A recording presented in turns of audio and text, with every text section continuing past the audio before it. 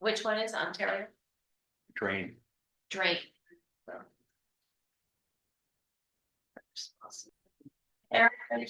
Yeah, just allegiance. Okay, all right, are we ready? Yep, we are recording. Okay, go ahead and start. Okay. I pledge allegiance Pledge allegiance to the flag of the United States of America and to the republic for which it stands, one nation, under God, indivisible, with liberty and justice for all. All right, roll call. Councilmember Compton. Here. Emily Baker. Here. Happy. Here.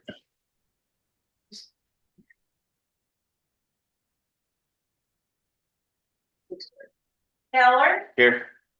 Miller. Here. Seeger. Here.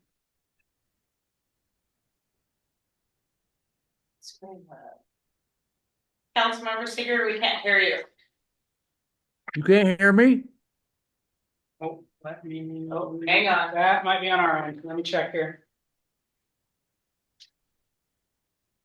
Yeah, there we go. That was on our end. Can you hear me now? Yeah. Yeah. Yes, I'm here. Present. All right, here. Thank you. All right, additions or amendments to the agenda? Adoption of consent agenda. Motion. I move that we approve the consent agenda, approval of August 12th, 2024 city council minutes, approval of August 12th, 2024 city council workshop minutes, and ratification of bills in the amount $117,967.79. There a second? I second. Discussion? All right, vote, roll call vote. Councilmember Compton. Aye. Emerling Baker. Aye. Happy. Aye. Keller. Aye. Miller. Aye. Seeger. Aye. Mayor Fountain. Aye. Passes. Hey, appearance of interested citizens. To Mary Ann. Mary Ann Bump. Mary Ann Bump. Resident. I read the packet and I find something very displeasing. This administration has done nothing but sabotage my name. And I'm going to read a paragraph that has done that. During this discussion, I have danced around the root cause of the issues and attempted to put in diplomatic terms, but I failed to get my point across.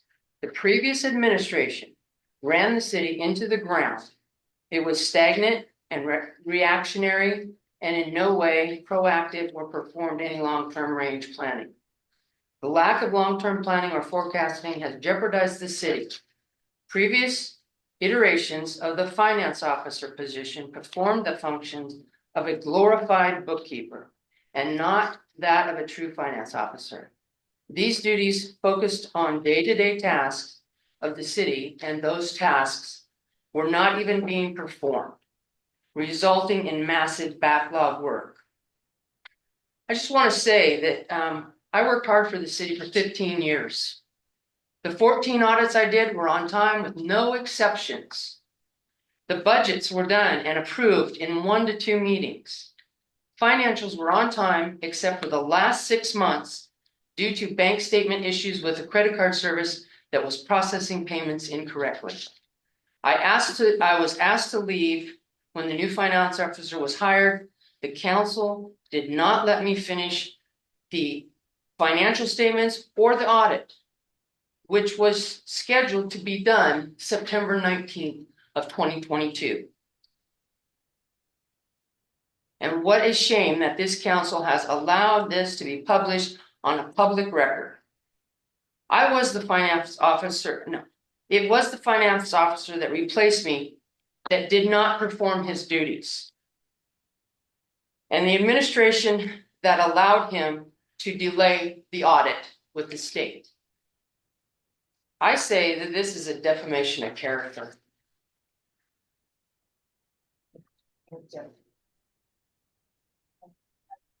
Brenda, good? I'm Brenda Wood. I was gonna comment on the city administrator's report about ADP. Because we're disclosing it as it's $2,500 and you'll get rid of Cassell and you'll save $1,000 there and all that. Having done business with ADP before, $2,500 is not all they charge. They're gonna charge you for every W-2 they print, every 1099 they print, all of your quarterly reports that they do, all of your taxes that they do, everything that they do above and beyond your payroll, they're gonna charge you for. And before they process your payroll, you're gonna be paying somebody in-house has to look and verify that all these facts are true before the button is pushed to go process, because they don't know if someone got a pay raise or if they've incurred this or if they've got a garnishment in their check or anything. They have to have one of you guys tell them that, and then they verify it and then they process payroll.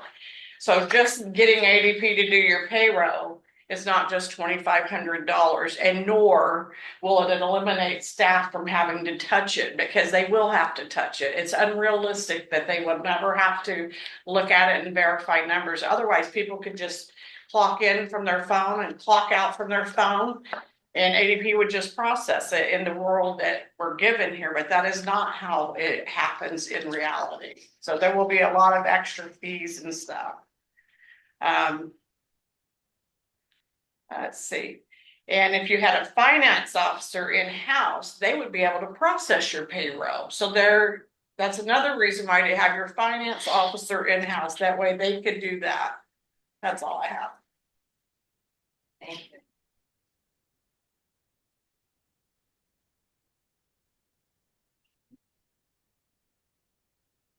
Public hearing? No public hearings? Okay, action items, approve dedicated control IGA with the Fifth River Sheriff's Office.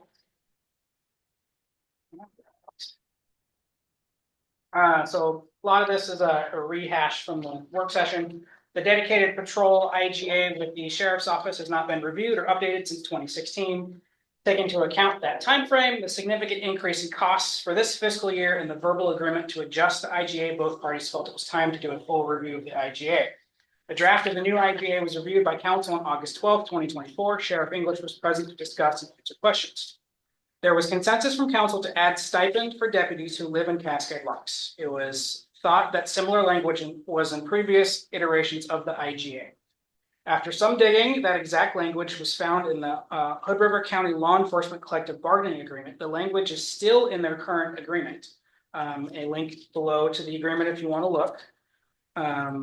Article 14, compensation, section 6, living allowance. The deputy sheriff whose normal full-time assignment in the city of Cascade Locks shall receive a living allowance of not less than $50 and not more than $300 per month as budgeted and determined annually by the city of Cascade Locks. As you can see, the stipend is to be paid by the city and not the county. However, this language was never actually in any IGA, just the CBA.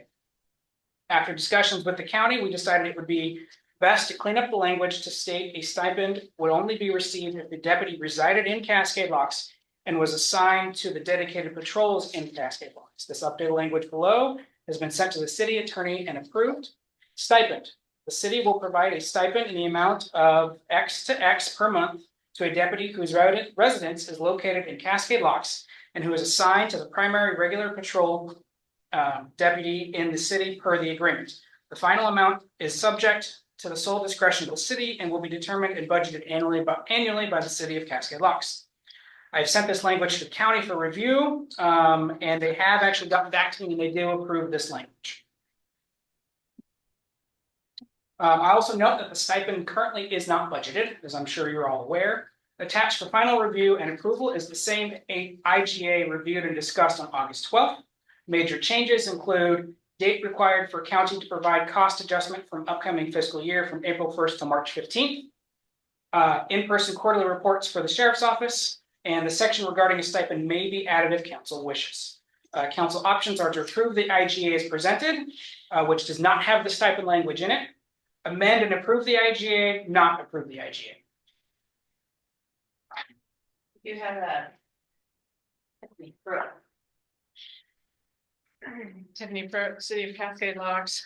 Okay, adding on to the discussion that you just had about finding money, where are we gonna find money for a stipend? We scraped, like every penny we could during budget process this year.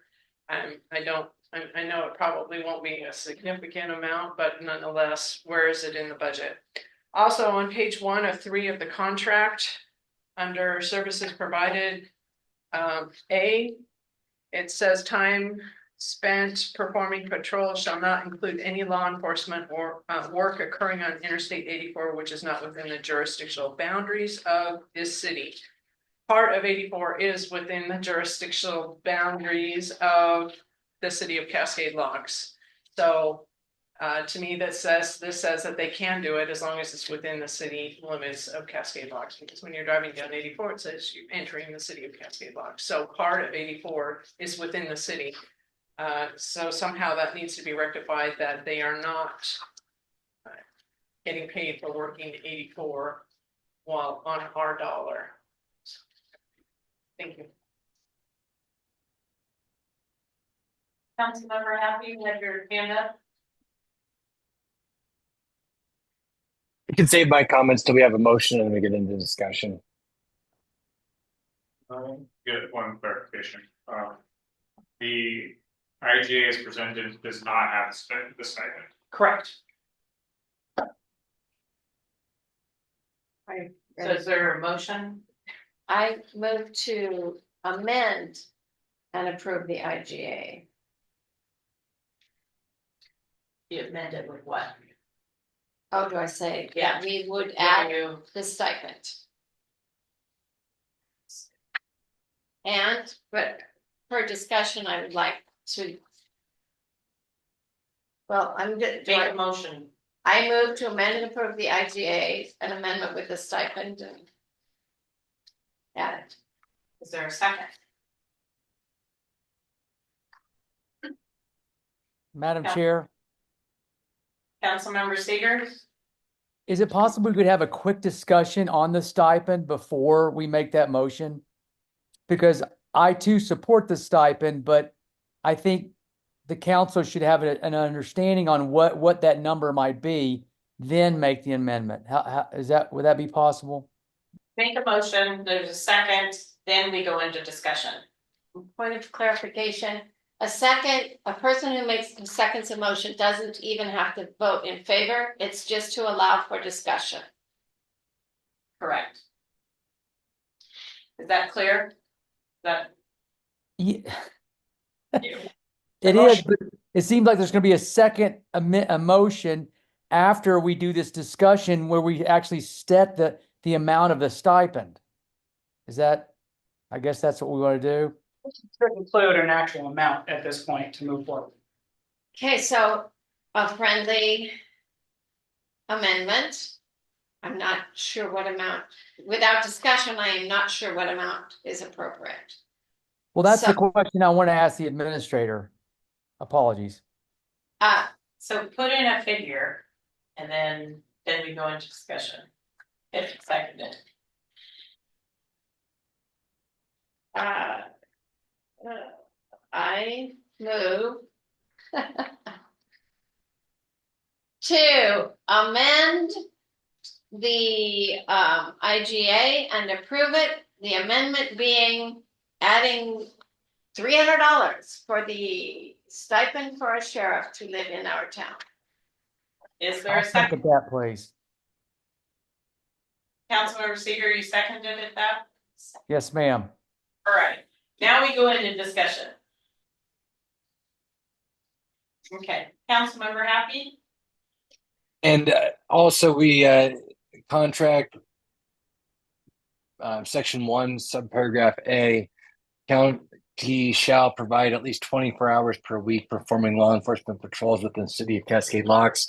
At our last council meeting, when Sheriff English was present, I asked about that 24 hours. It was my understanding that the reason why it wasn't 40 was because that was travel time to get back and forth. And he clarified that that isn't travel time, but that's 16 hours. It's unrealistic to expect that one person is going to be at work 40 hours a week every single week. And I asked whether it would be possible that 16 hours was for additional training, sick time, etc. And I asked whether or not he would be agreeable to discussing the option of increasing that to 32 hours. We've had significant increases in the cost of this contract since it was first, over the course of our life working with the sheriff's department.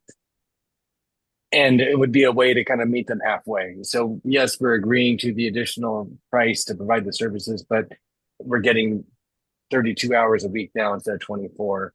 So I'd like to also amend the IGA to update the 24 to 32 hours. They can always say no, but it would be worthwhile to. I mean, this is our offer. It's we're sending it to them to sign off on. I say we provide the stipend as a way to promote recruitment and get somebody to live inside the city and increase the coverage from 24 to 32.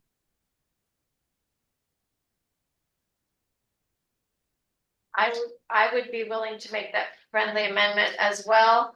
And I want to ask City Administrator Bennett, where will we find $3,600 for the stipend? Fantastic question. No answer to it. I have to figure it out. I haven't really dug into it. And to Councilor Happy's point, I did talk to the sheriff's office. With their current staffing levels, there is absolutely no way they can commit to guaranteeing 32 hours a week. They can strive for it, but they cannot guarantee it. And I can say asking them to go 32 hours, contracting 32 hours is a non-starter.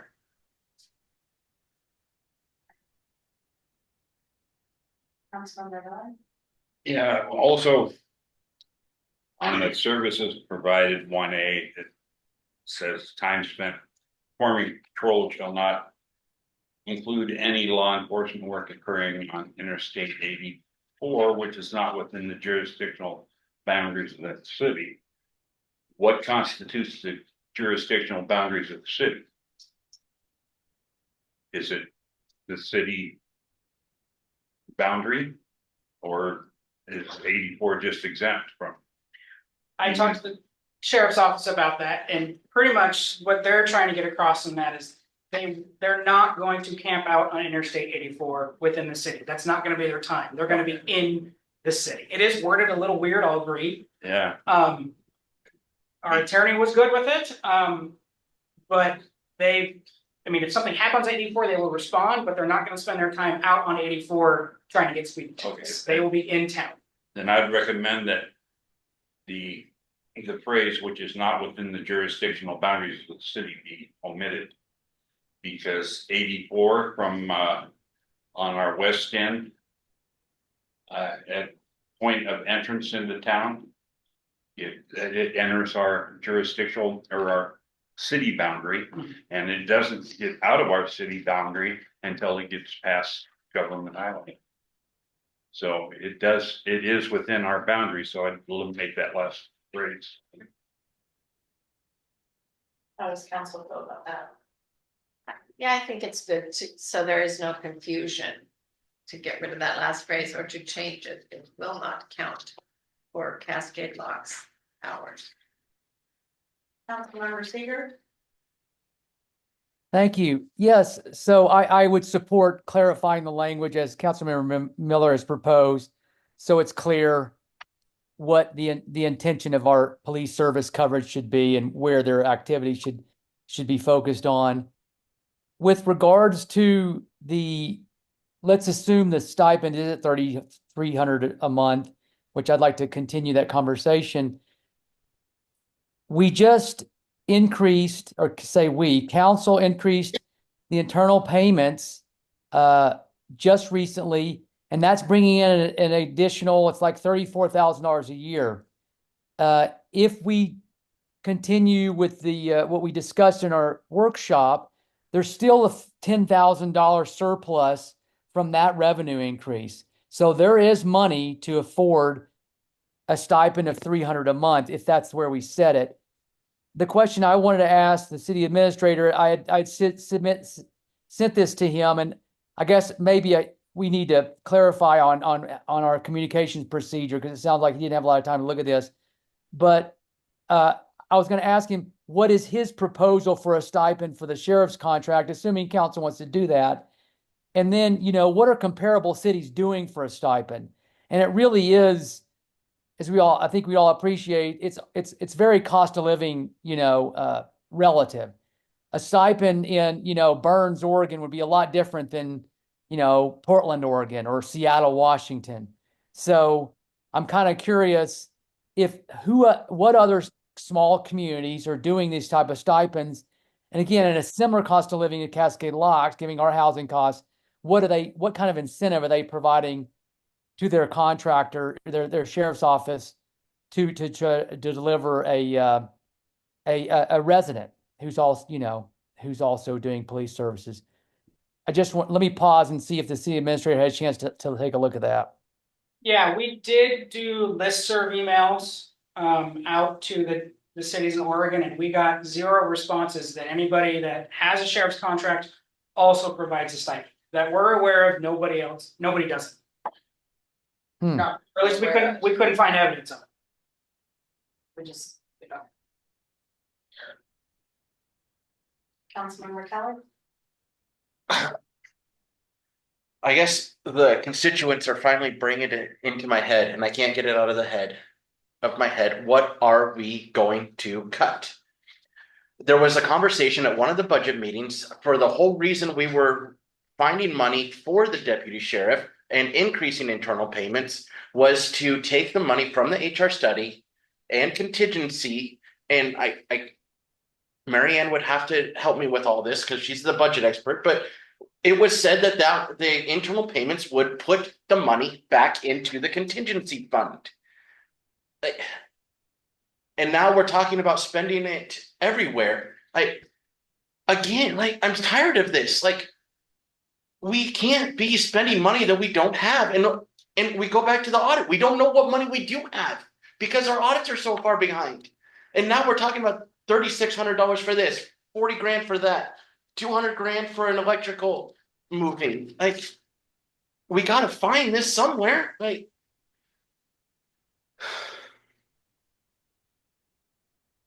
Member Compton?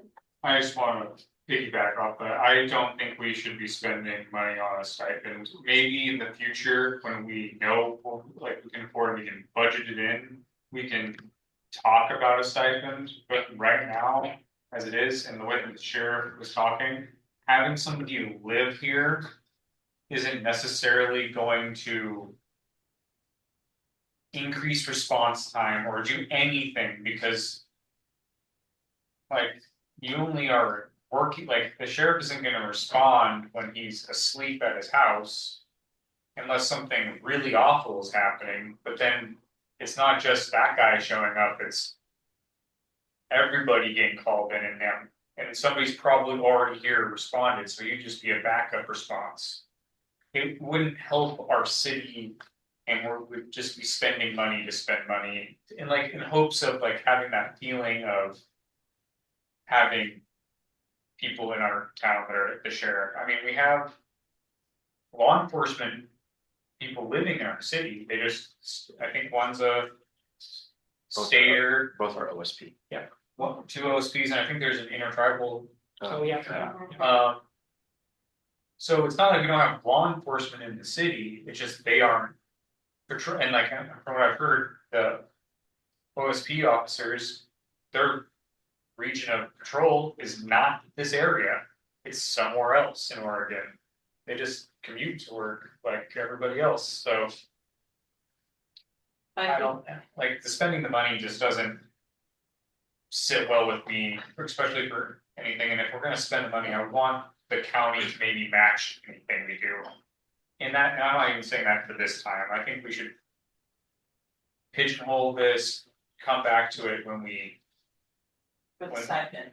for the stipend conversation, Right. pigeonhole it and come back to it when we have money that we are willing to spend, when we have a full year of, we can pay for a full year of the sheriffs. We can't even do that.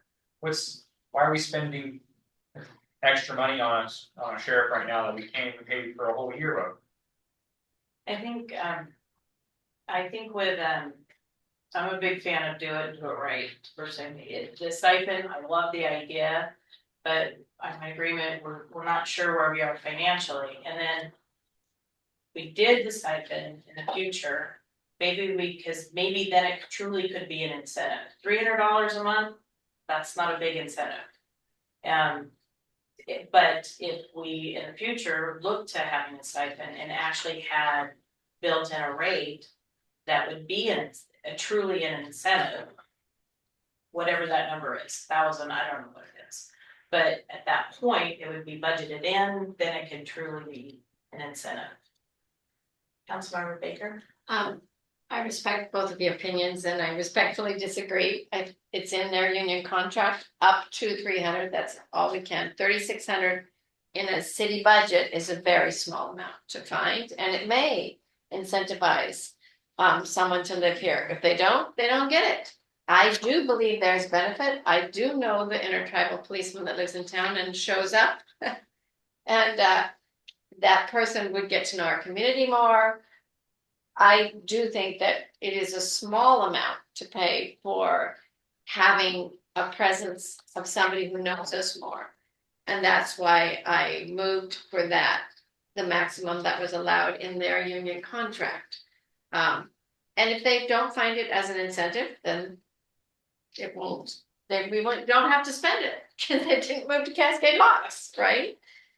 It's a very small amount for a big need in our town. We need more than 24 hours a week. We need more than we can afford. And this just adds one little bit more, I think, to providing security in our town. So that's my opinion. Councilmember Happy? Yeah, I just wanted to comment on Mr. Compton's. I think you bring up some valid points, but the jurisdiction of the OSP troopers is not Cascade Locks. That's why we don't see them involved in what's happening in the city. It would be very different if we have a sheriff deputy that's residing in the city and this is his area of patrol. Guaranteed, he's standing in line at the grocery store and people are going to be talking to him about issues. He's going to be talking to his neighbors. They're going to be more informed about the issues that are occurring inside the city that are an issue than if they're commuting from Parkdale. And on top of that, $300 may not seem like a lot, but how much is their mortgage? Maybe $3,000 with the current interest rates. You're talking 10% of their housing could be offset by the stipend, and you compare that to the cost of living for housing in Hood River or White Salmon. We're already more affordable than some of those other areas. So really, we're just trying to, we got 45 new homes, and my dream and my vision is we have this IGA in place, and we get a new sheriff deputy that wants to move into one of these new 45 homes, and we have a full-time resident sheriff deputy. I mean, that to me is, I think we're going to get more coverage in 24 hours per week when they live in the town.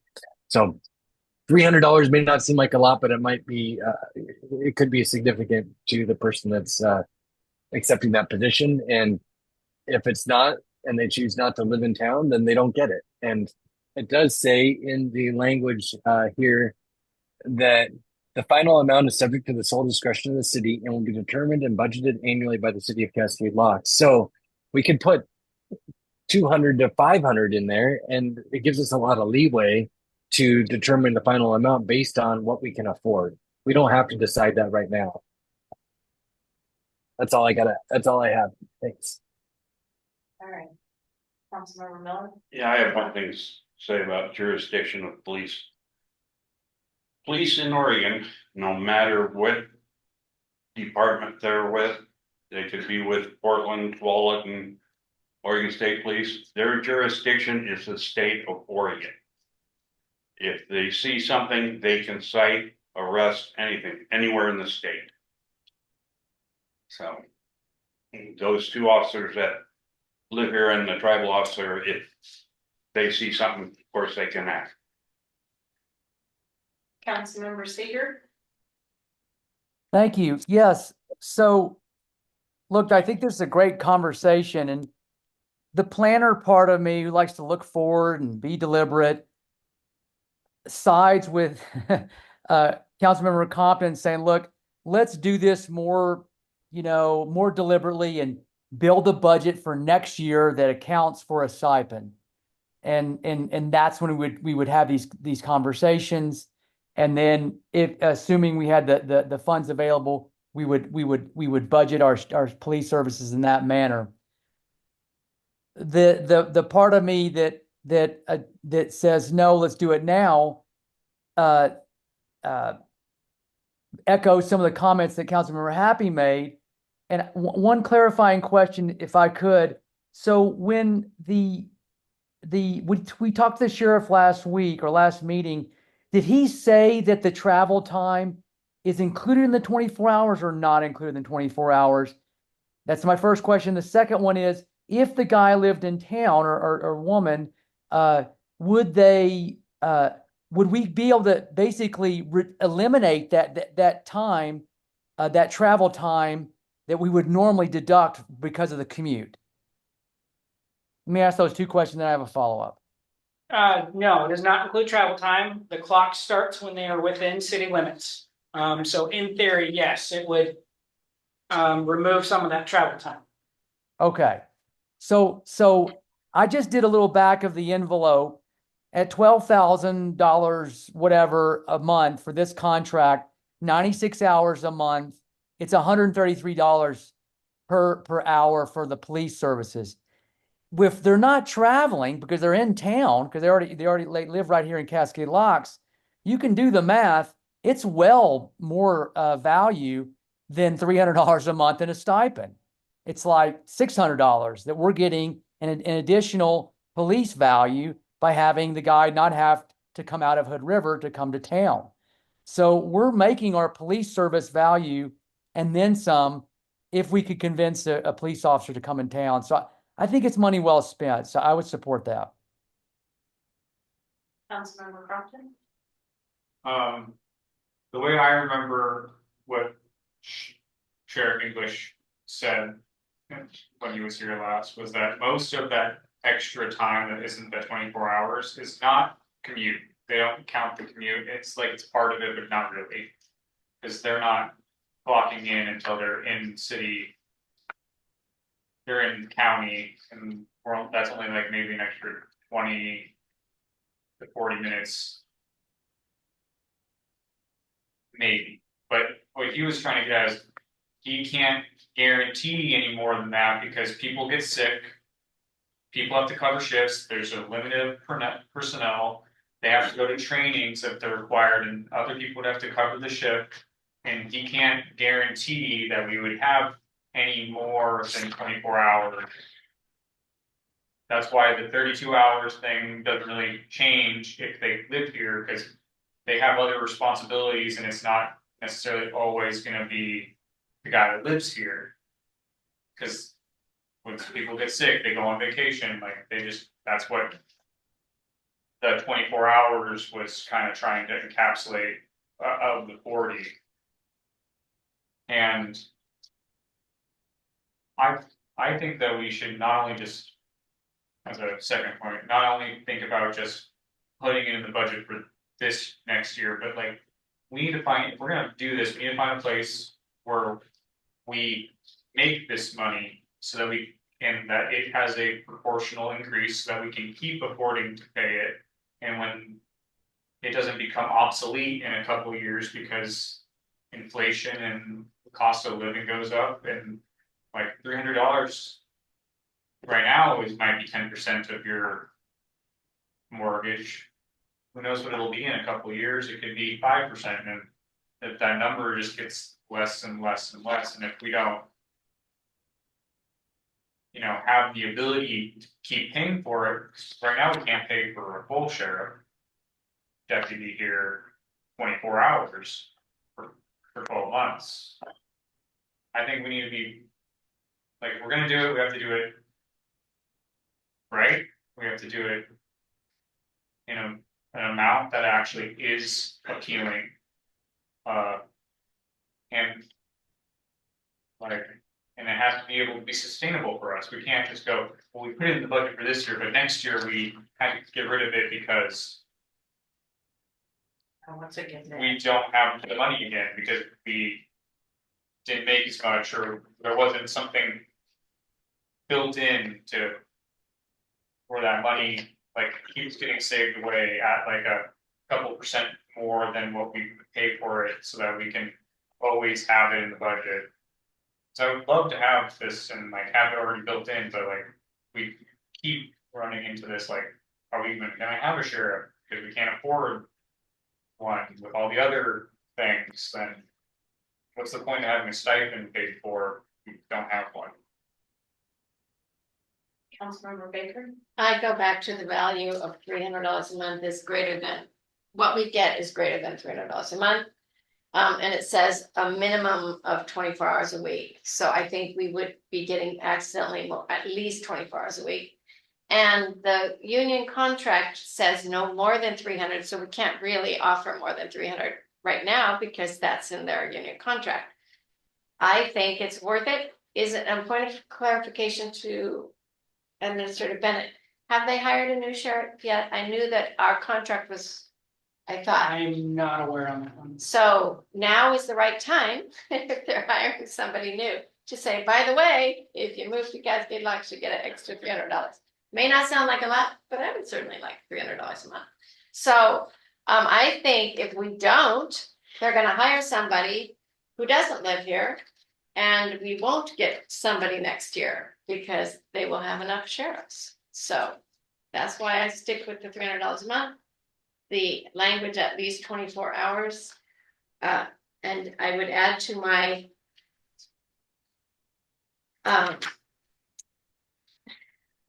what did I just do? To my proposal that we eliminate that language that said as it's not part of the jurisdiction of Cascade Locks. If Bernard would second. So to Councilmember Happy and Cedar's comments, makes me think a little different. If with new home prices, interest rates, if I could get $300 off of my house payment, that is an incentive. And I do think it's a benefit to have a officer live in town where they get to know everybody personally. I've seen with our tribal officer in town, he knows everybody inside and out. He's got relationships with everybody, and it just builds a stronger community. So I would be a proponent of having an officer live in town.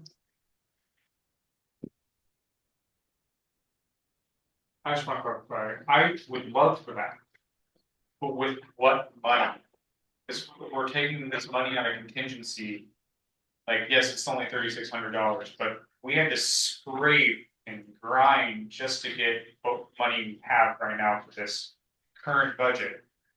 We don't have any community funds that we would normally give to our citizens, because for projects for kids and stuff, and we're talking about, oh, 3,600, we can just maybe that might get us this, but we can't spend that money because that's designated for a sheriff's stipend, because if we get one, we have to be able to pay for it. And we don't have that budgeted anywhere. I would rather see kids have events in the summer. There's so many other things that we need to pay for and have, that the stipend just, I can't get behind it currently. I would love for it in the future. And right now, it might seem like a great time, but turnover rates are not unheard of in leasing. People get better offers somewhere else, they go somewhere else, they come back, they move around,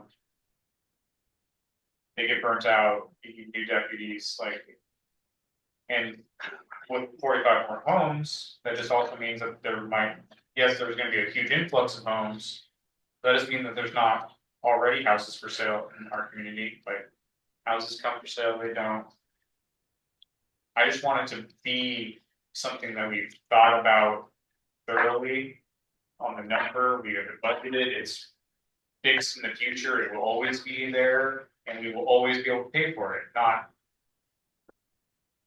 Oh, I really would like this because it sounds comfy and cozy and nice.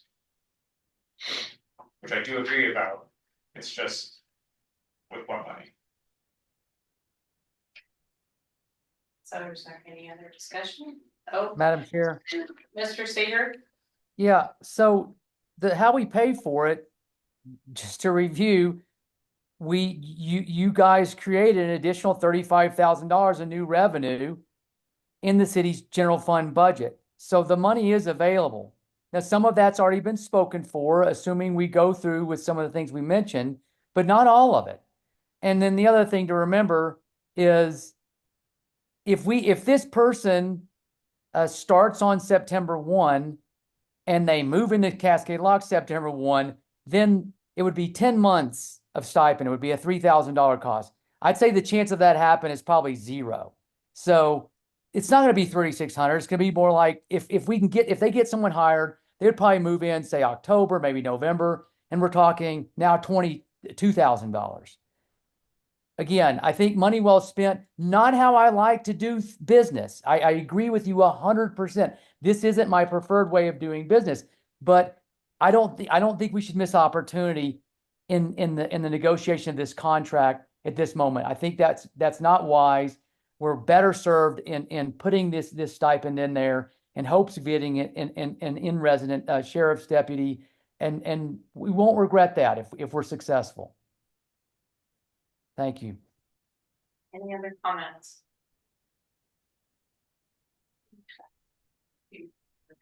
Oh, Councilmember Happy? We can't hear you. You're muted. Oh, Thank you. That better.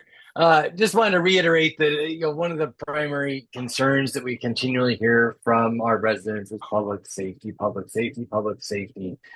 This is a way that we could have somebody in town full time, 24 hours a day. And I understand they're not always on call, but they are going to be more aware of the issues that we are experiencing, where the drug houses are, where the crime is occurring, where people are camping, et cetera, et cetera, et cetera. Just more in touch with what's going on. So I just feel like this is in alignment with, what I continually hear from residents about their wishes and as Mr. Seeger commented, and I want to clarify, it sounded like you said 22,000, but I think you said 20, and then you said 2,000, closer to $2,000 potentially hit this fiscal year. So we're talking a $10 million budget and $2,000 to potentially get a law enforcement officer that's patrolling our city, living in the city. I think we're ready for a vote. Call the question, yeah. All right. Is it clear what you're voting on? Yes. Can somebody restate the motion? Okay, Can you restate it, please? Okay, Just restate. right, I'm looking for, okay. I move to amend and approve the intergovernmental, the IGA for the Hood River County Law Enforcement Services. The amendment being that we add a $300 a month stipend per month to the deputy whose residence is located in Cascade Locks, as per the stipend paragraph. And if I may make a friendly amendment at this time to remove from the, somebody help find the 1A. 1A. From 1A, the last to end 1A at Interstate 84 and strike, which is not within the jurisdictional boundaries of the city. Bernard, do you still second that? Yes. Okay. Let's go for a vote. Roll call vote.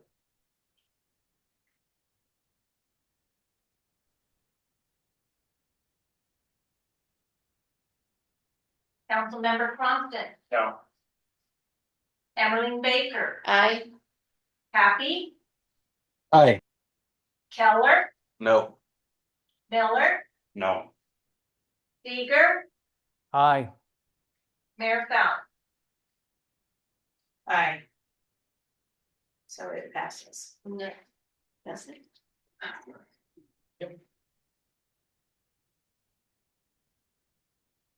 Okay, next on the agenda, approved bid for McCord Creek Big Bridge project.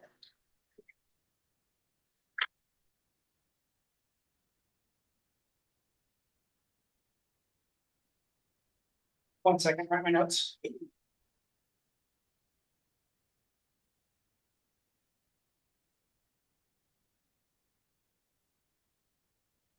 Well, I will amend the IGA, and have it ready for the mayor to sign tomorrow. Present the updates to the county.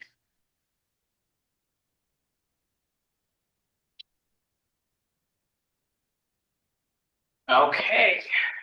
All right, approved bid from McCord Creek Bridge Project.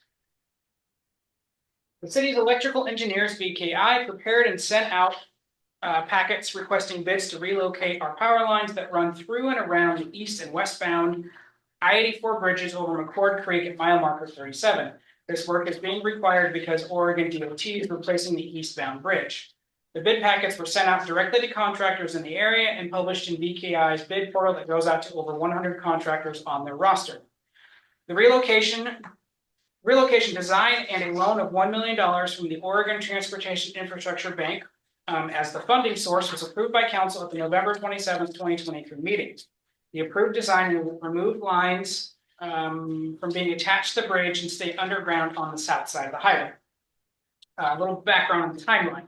BKI is wrapping up the permitting process with Multnomah County, the Columbia Gorge National Scenic Area, Oregon DOT, Oregon Parks and Rec, and Union Pacific Railroad.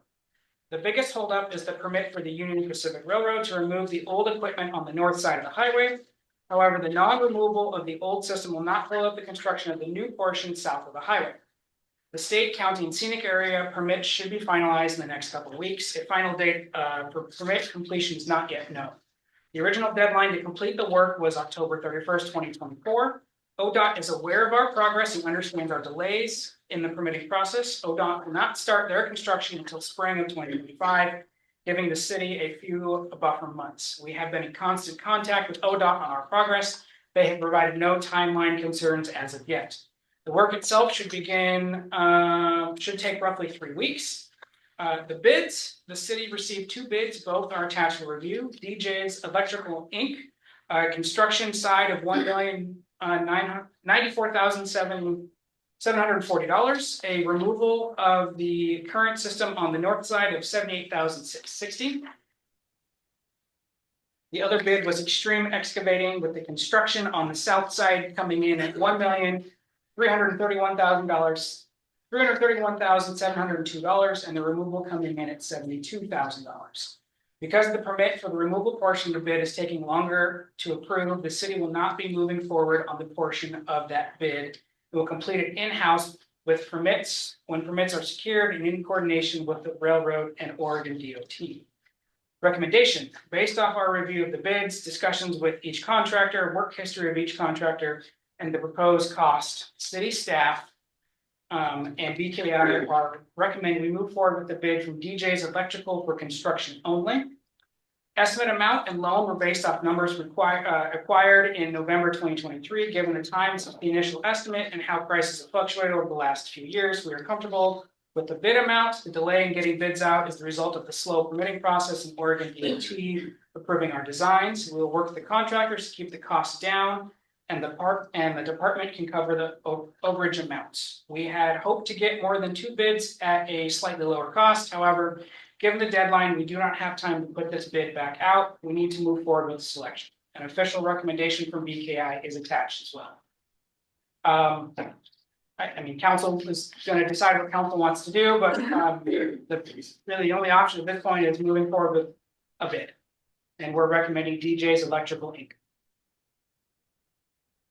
And we have a comment.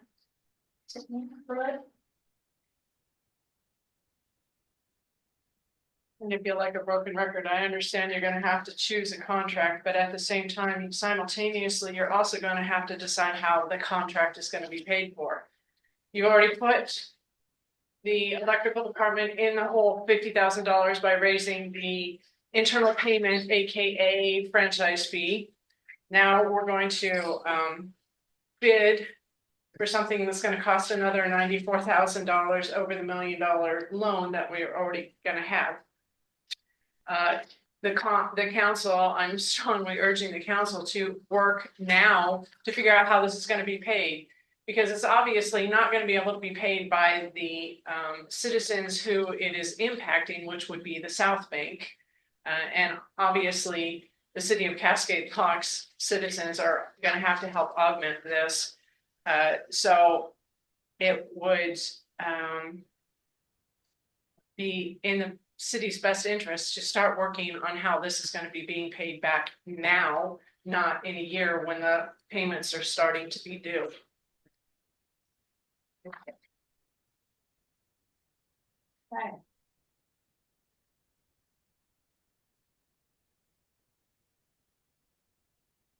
Is there a motion? To approve the bid? I have one quick question. It's okay do we have to choose one for both removal and? Removal being done by the city. Removal is being done by the city? Yes, Okay. yeah, Never mind. so we submitted permits back in January, and the railroad is a giant pain in the behind. For a challenge. Their challenge, and all we're doing is asking to remove our old poles, and they're taking their sweet time and getting back to us. So I'm requesting that council moves forward with the construction side, because that is the most important part, and the city will follow up working with the railroad and ODOT to get the old system removed. Alright, so we need a motion, a second, then we go into discussion. Motion to approve the bid from DJ's Electrical Inc. I second. Yeah, who's second? Sean. Okay, now discussion. Councilmember Baker. Question for City Administrator Bennett. I think I remember there were going to be financial penalties if we didn't have it completed by the 31st. Do we have written record that won't happen? No, we do not. Are you talking from ODOT, from the Yes. contractor, from? ODOT. So I called the project manager from ODOT today to confirm that. If the project is delayed because of us and ODOT starts incurring penalties from the contractor, because their whole business relies on being on time to start the project, they will penalize, they will fine the state, which will then pass it on to us. And I could not get a dollar amount out of them on what those fees would be. But you feel. Nope. Yeah, nobody wants to go down that road. No, you feel confident that this buffer that's giving us. Yes, oh, yes. Won't Yeah, cause fines. correct. Okay. I appreciate that we have. Folks that are referring, that are giving recommendation to DJ's Electrical, and I know we need to move forward. And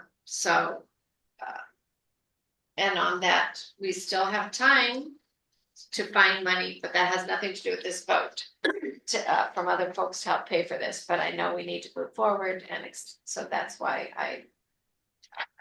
this company comes recommended. It's less than the other company, so I vote for DJ's Electric. Councilmember Happy? I just wanted to clarify the motion. It said that if I recollect correctly, it was to approve the contract from DJ's. And I just wanted to clarify that we are only moving forward with the construction side, not the removal. So I don't know if we need to amend the motion to be more clear that we're only moving forward with the construction portion of their proposal. Councilmember Seeger? Okay, so I'm curious to hear the answer to that question, but I've got a few other questions that I had emailed the city administrator. I'd like to just walk through these if I could. So, one, I am interested in hearing the finance proposal. I understand the loan's for $1 million, but the project's going to be at 1.094, assuming it comes in on budget. So I'd like to hear the city administrator's understanding on or plan on how we're going to be paying for that additional 94 out of the electric utility. Then the next thing is, can you talk us through the contingency? And it's not clear to me whether the 1 point, one, call it 1.1 million includes a contingency. And specifically, I'm not familiar. What is the city's contingency policy and purchasing policies for contracts of this scope? So let me stop there and just see if I can get a few responses. Then I've got a few more. So the policy side, I checked the city's finance policy. I did not, unless I somehow completely missed it, did not see any policy regarding contingencies in these capital projects. And then the bid itself, I had BKI reach out to DJs and they confirmed that this is the actual cost of the project. There is no contingency built into that cost. In terms of the city paying the overages, again, we just got these numbers last week. I need to do more digging. But we do have money in reserve. It's not ideal, but that's top of my head. That's the first item. But again, there's more research that needs to be done. Okay. So for what it's worth, in the last city I worked for, our purchasing policy included a 10% contingency. So if something goes wrong in the project, the city administrator would have the authority to approve an additional 10% beyond the base contract amount. I'm surprised that there's nothing in our purchasing policy that speaks to that, but I'd like to, somehow we need to get to the bottom of that, because the reality of these construction projects, they don't always go as planned. I mean, things happen. And when they do, then you can bet your bottom dollar the contractors will be asking for a change order to try to get more money so they can adapt to the nature of the project, something happening. So, okay. Next thing is, can you just real quick, the loan the infrastructure loan, what is the interest rate and term of that loan? It's a 30-year loan. The interest rate is 4.03%. Is that fixed? Correct. Yeah. Our annual payments will be, I think, $55,000 every year. Okay. And did we budget for that in this year's budget? Yes, we did. Yeah. Okay. Excellent. First payment comes out this fiscal year. Okay. And then, if I missed it in the staff report, I do apologize, but when do we expect this project to begin? I'm hoping it's end of October or mid-October. Okay. Assuming council awards the project tonight, we will notify DJs. They will begin the process of ordering materials and prepping it, which they said about 7 to 8 weeks, give or take, for material orders. By that point, permitting should be finalized and they can go towards the middle of end of October to start the construction work. Like you said, things happen. What I've been told is the work itself should take roughly 3 weeks. But again, things happen. Okay.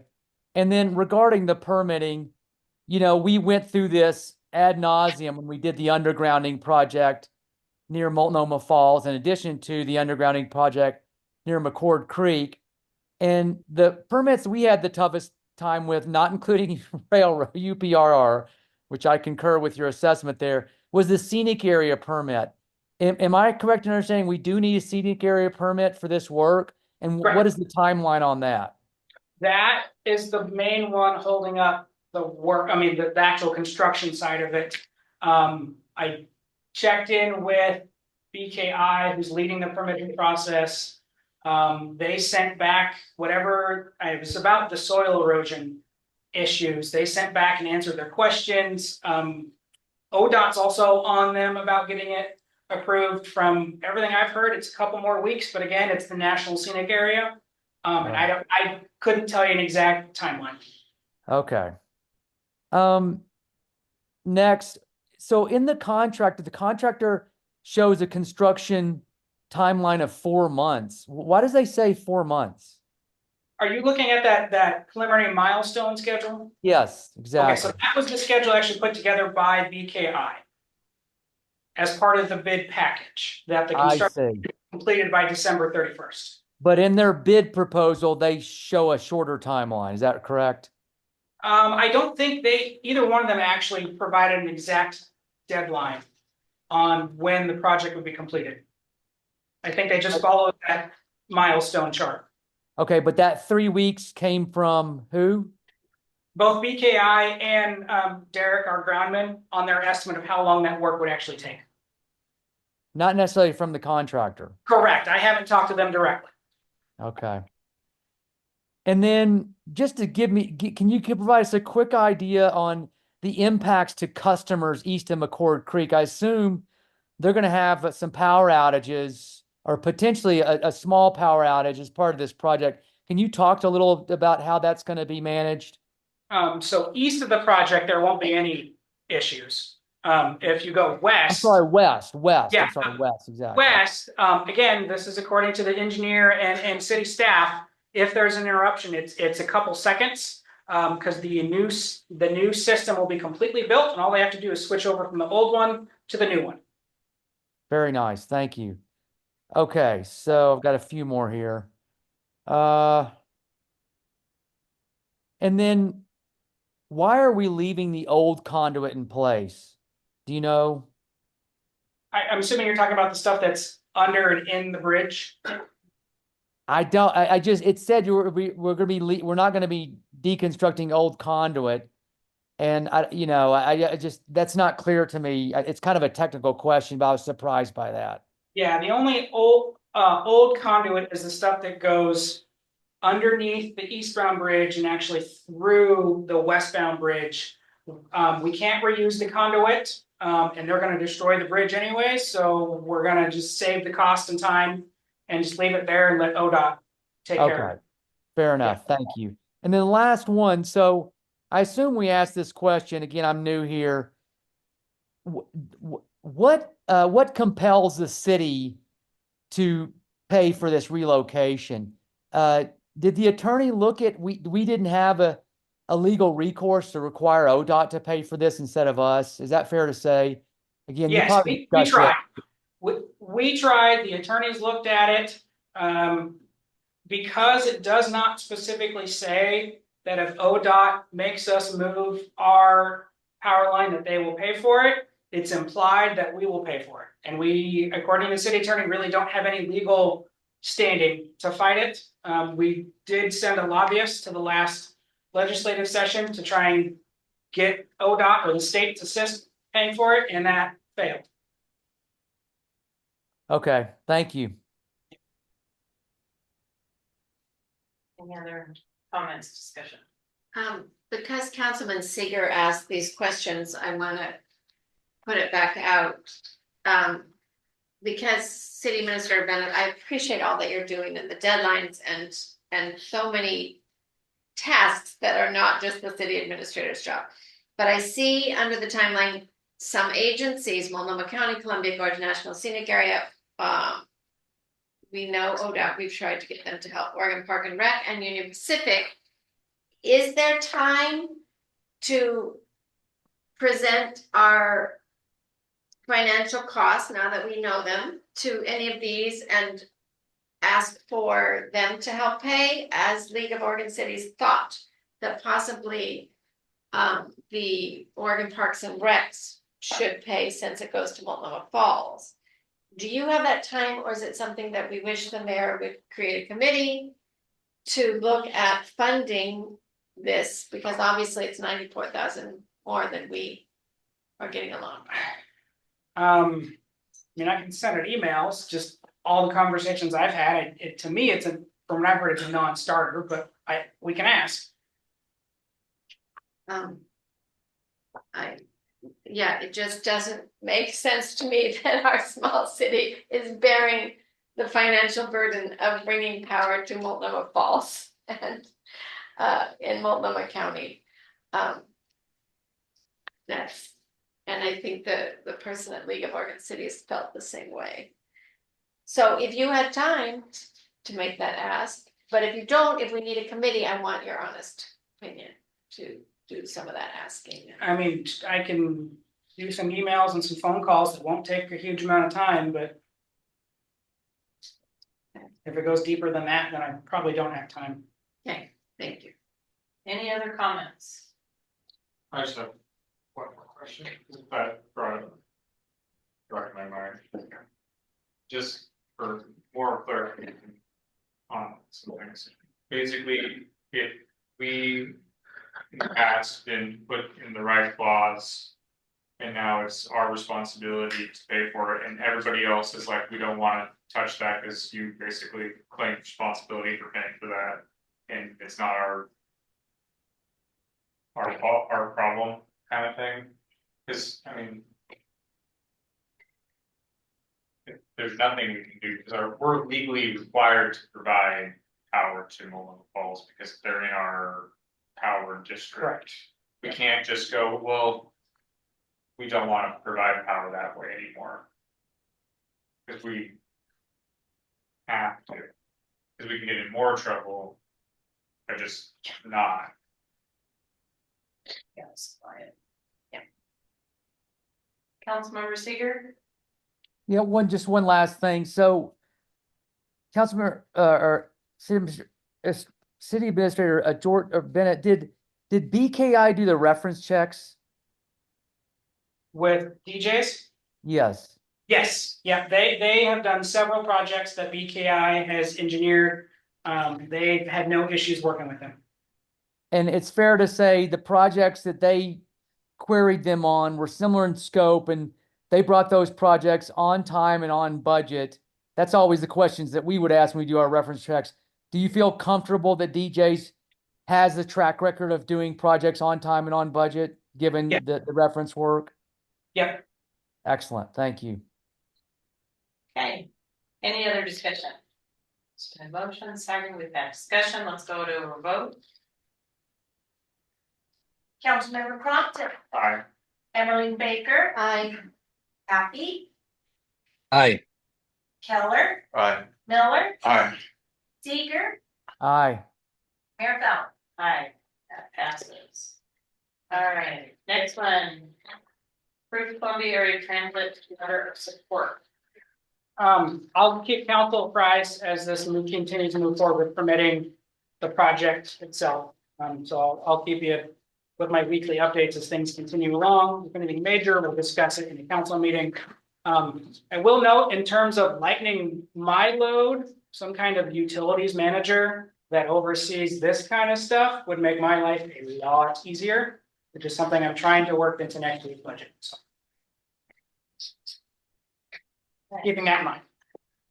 All right. All right, a little bit lighter subject. The Columbia Area Transit, the public transit organization that services Hood River County and runs the Gorge Express bus, is applying for grants from Oregon and Washington DOT. The funds will be used for the below projects in their service area, which include weekend fixed route service for white salmon binge into Hood River, expansion and replacement vehicles, Columbia Gorge Express intercity service, facility site development, bus stop infrastructure, Columbia Gorge Explorer, that's transit to trails, and the Dog Mountain Shuttle. Cat has asked Cascade Law to provide a letter of support. Attached is a letter of support for review and approval. Council options: approved letter of support as presented, amend and approved letter of support, not approved letter of support. And they do need this by the end of the month. Vote on it today. Yes. Okay. Is there a motion to approve? I motion to approve the letter of support for Columbia Area Transit as presented. Second. Discussion? Councilmember Miller? Yeah, this is just nothing but a win-win situation for Cascade Law. Increase ability to transit. It's just increased ability to do business and supply our citizens with methods to do their shopping or whatever.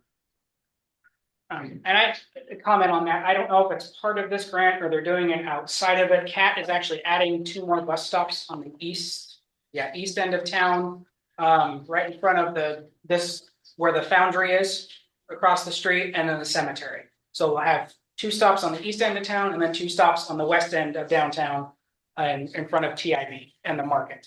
Unfortunately, it's just at this point the Columbia Gorge Express, the dedicated in-city route. I don't think I have a plan to bring it back, at least yet. So, Councilmember Baker? Thank you. I agree, Councilman Miller, it's a win-win. And I did speak to one of the cat representatives at the community picnic about the free bus tickets they provide for organizations to help folks get to the help they need.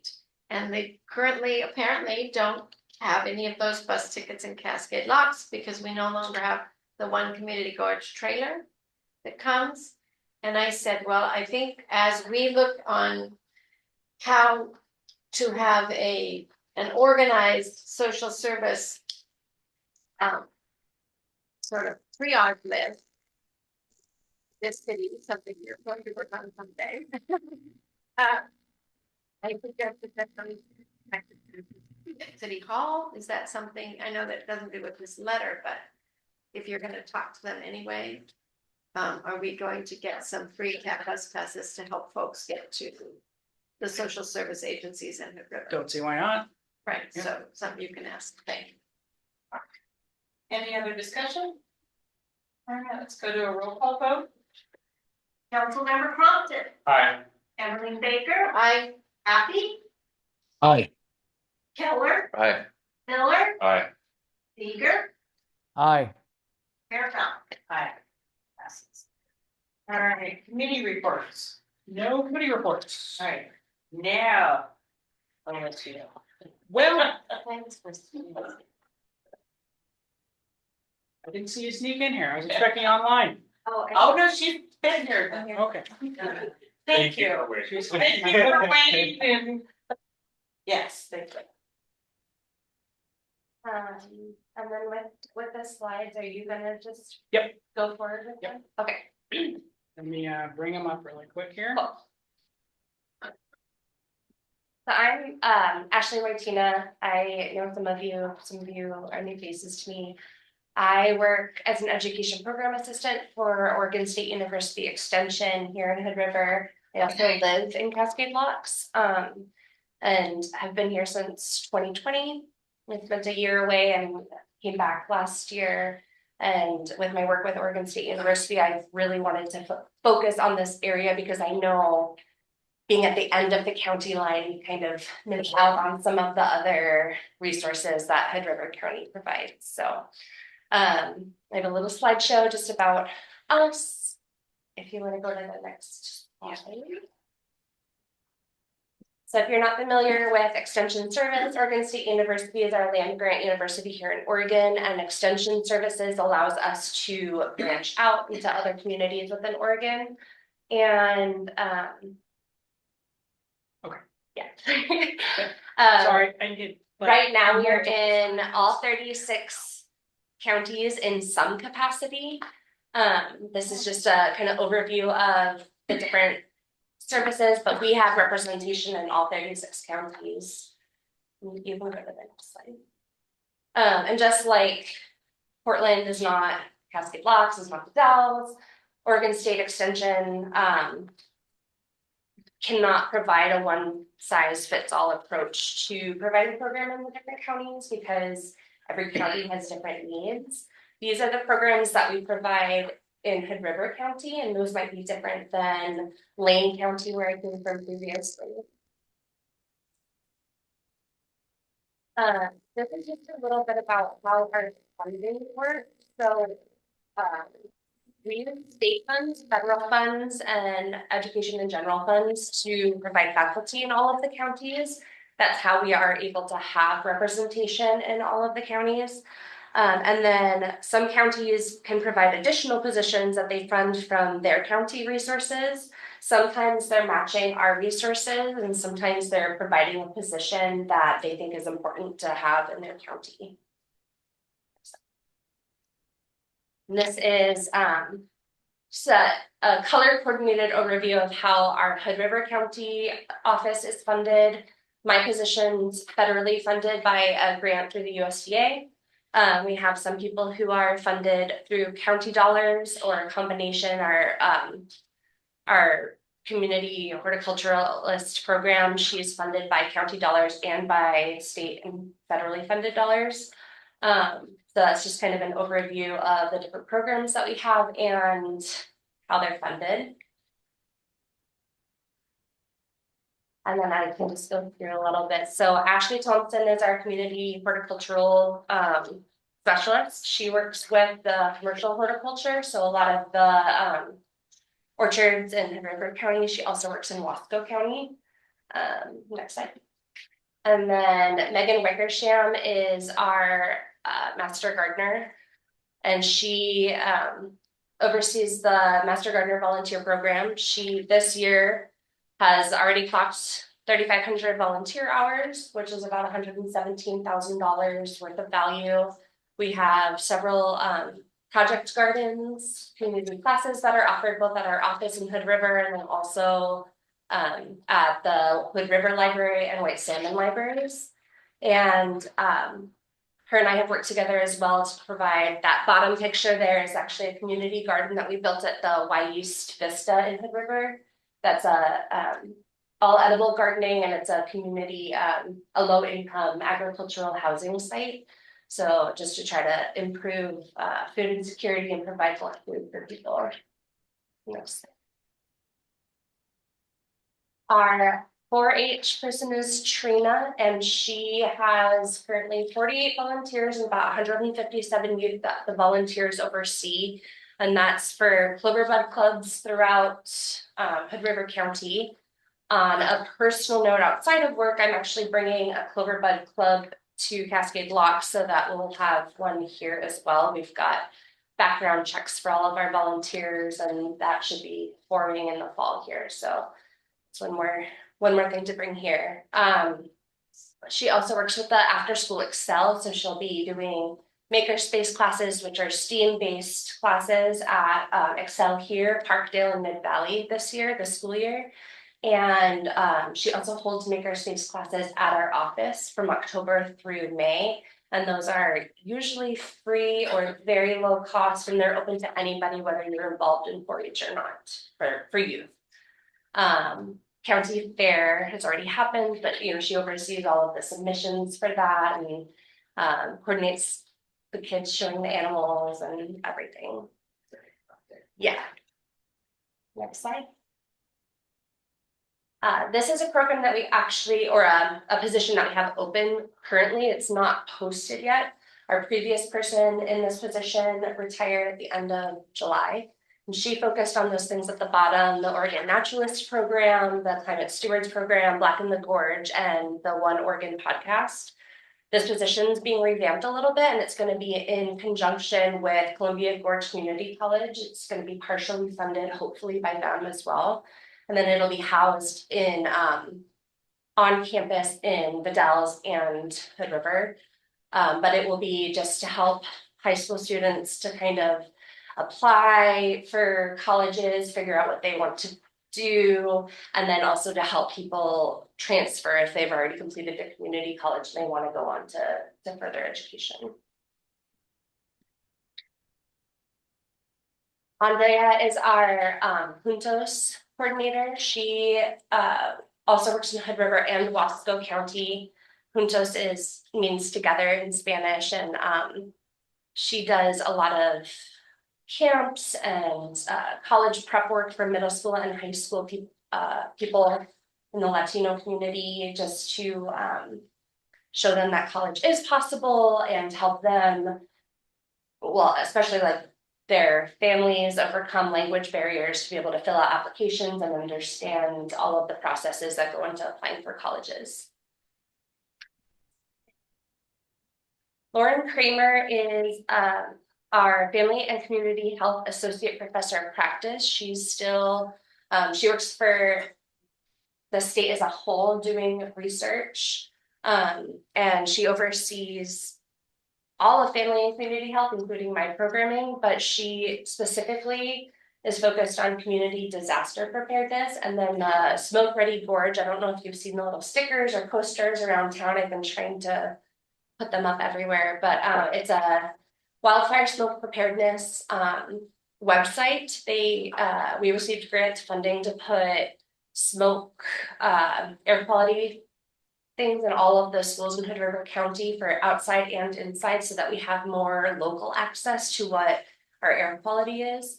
And then also what do you do when the air quality is at a certain temperature? What are the health risks? How can you protect yourself? So those are all things that she works on specifically. And then she's also our Strong People program leader for Oregon State. We have 11 Strong People programs throughout the gorge, and we have one here in Cascade Locks as well. And this is my program. I am funded through the USDA, so I'm federally funded, and I work with SNAP eligible audiences. So that's what used to be food stamps, expanding access to nutrition and health resources. I do a lot of work with Fish Food Bank, both in Hood River and here in Cascade Locks. I'm starting to work on some food preservation and allowing people to extend the life of the food that they have access to. And I'm focusing this year on the school here in Cascade Locks as well. So I'm working 3 times a month with the After School Excel program here, teaching nutrition. We are adopting a cow program, which we get to watch a cow from birth to when it gets older. And A dairy cow. Oh yeah, a dairy cow. But it's just something fun to help get kids excited about dairy and nutrition. And we'll do some physical activity programs as well with the Excel.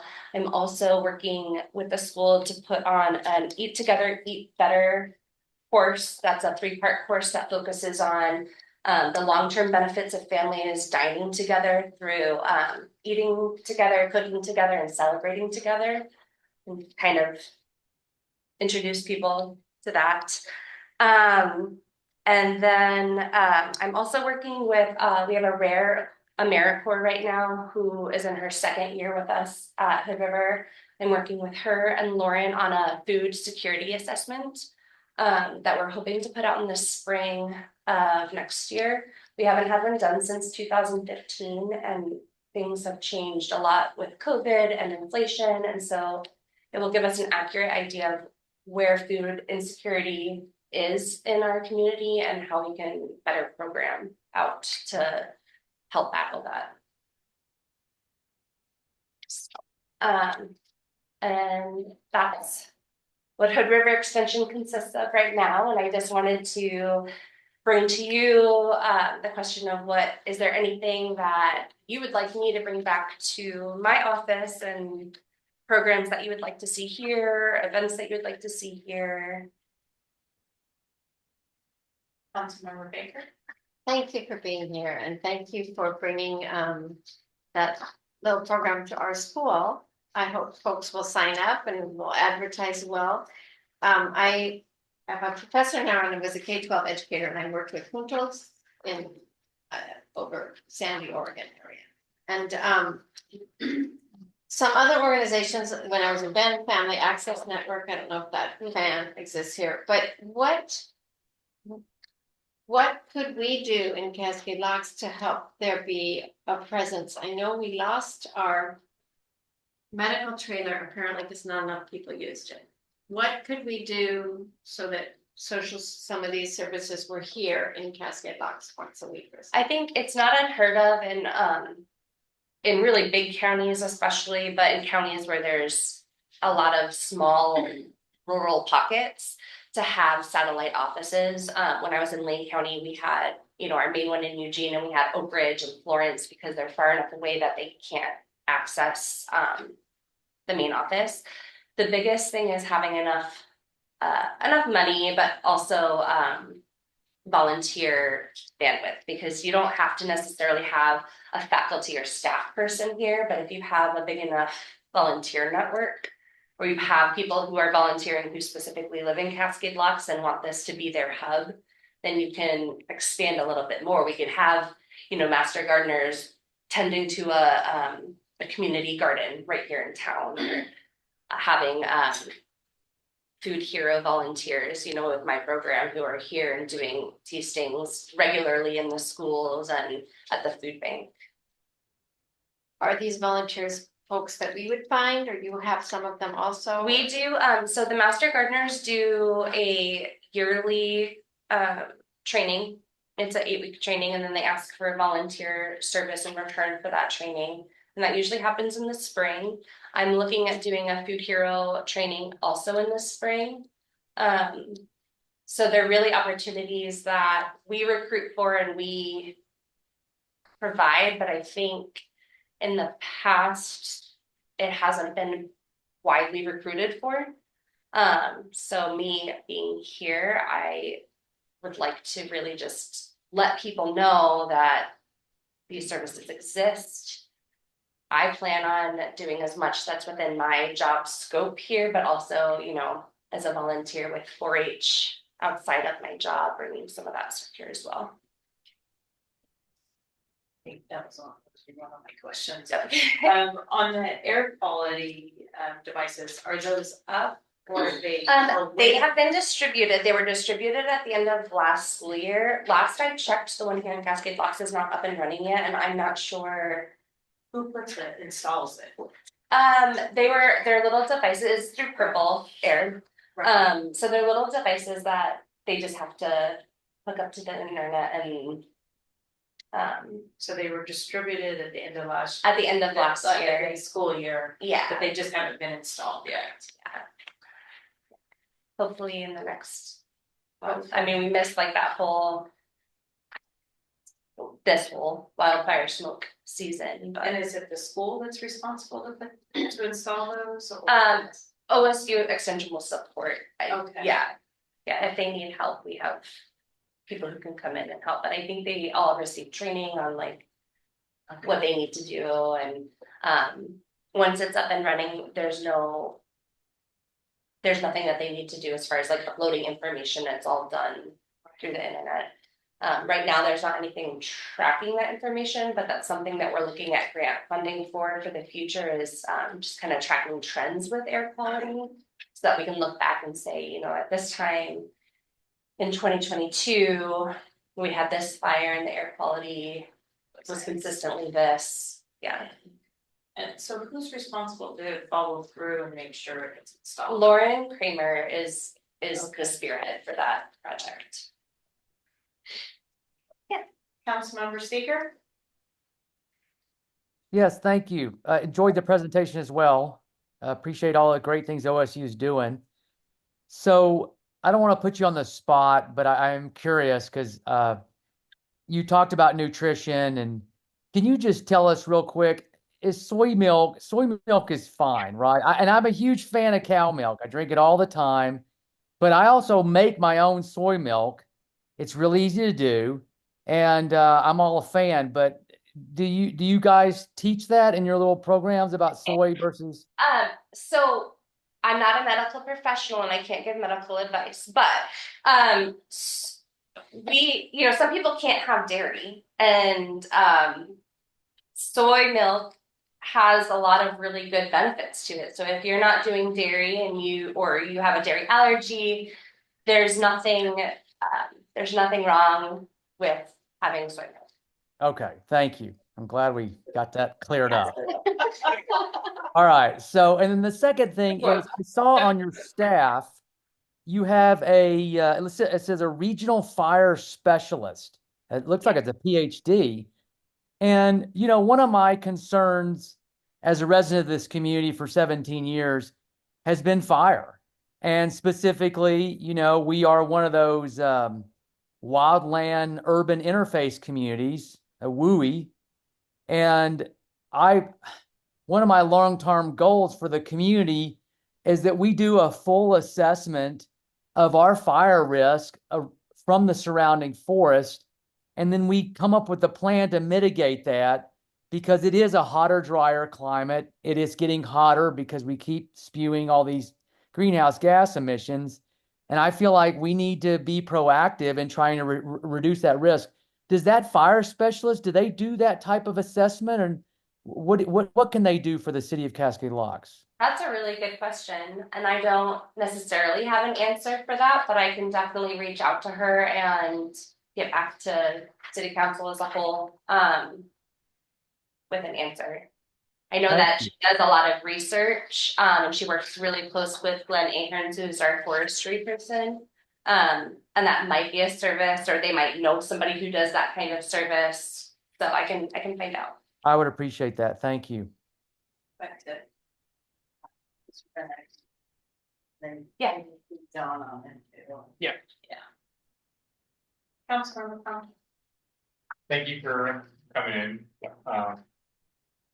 I would love to see, and I don't know how or what would need to happen, but a community garden somewhere in town. I know that we as a city have some areas that could.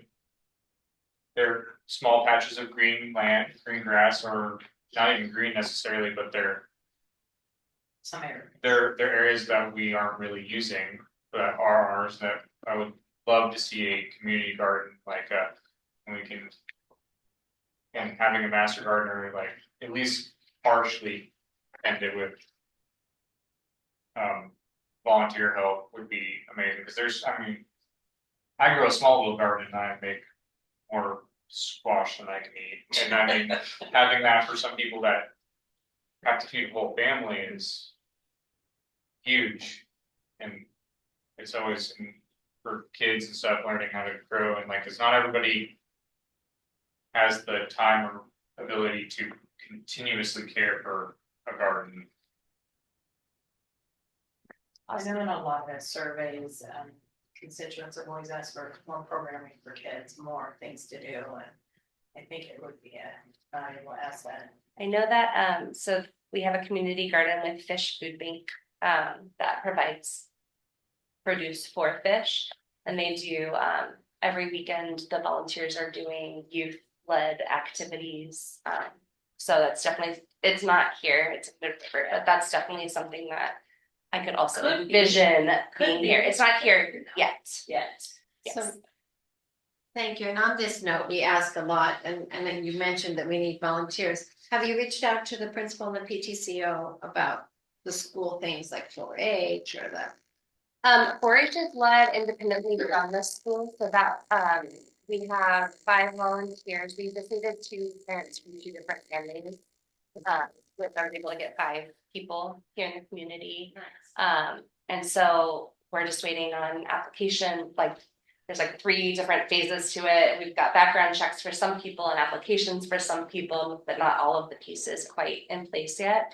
But once that is complete, then we can start doing our training as volunteers, and then open it up to the community for kids to join. It starts at age 5 as of September. So if you're 5 as of September, you can join, and I think it goes up to 8 for Clover Buds, and then there's clubs, that you can do after that. But But you are working with the school or those? I'm working with Trina, who's our 4-H coordinator. And that's just on that note, like the community garden. So rather than just tell you we'd love that, what do you suggest to us to say? Somebody reach out to me and say where you'd like it, and we, or. Yeah, I think reaching out to Megan Wickersham would be maybe the first step, and I can also talk to her, obviously. She actually lives right in Stevenson, so she comes through this community every day on her way to work anyway, and is very familiar with our community here. I think, like a lot of things, her capacity, she's only 0.7 hours or full-time equivalent, so she doesn't work a 40-hour week, and I know that she is stretched pretty thin. So I think there could be, if there's a lot of movement with the city of like, we really want this, how do we get this? A lot of like, we're willing to volunteer and put this in and apply for grants for the one that we did for Wajtyna. We had a lot of community donors for our sprinkler system, and seeds and soil. We had Dirt Hugger donated all of the soil. So if somebody's willing to do a little bit of that work to start getting the ball rolling on the donation pieces and grant pieces, I think it would be easier. Thank you. Yeah. Any other comments? Thank you so much. Thank Thank you. you for being patient and great presentation. Thank you. All right. City Administrator, that report.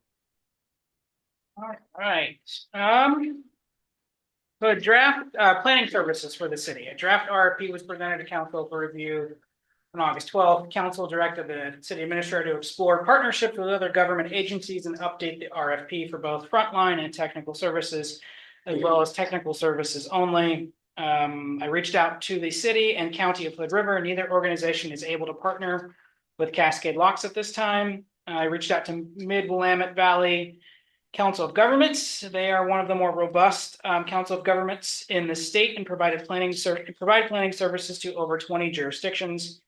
They have the capacity and willingness to bring Cascade Locks in as a client. I have asked them to present their services to council at the September 9th council meeting.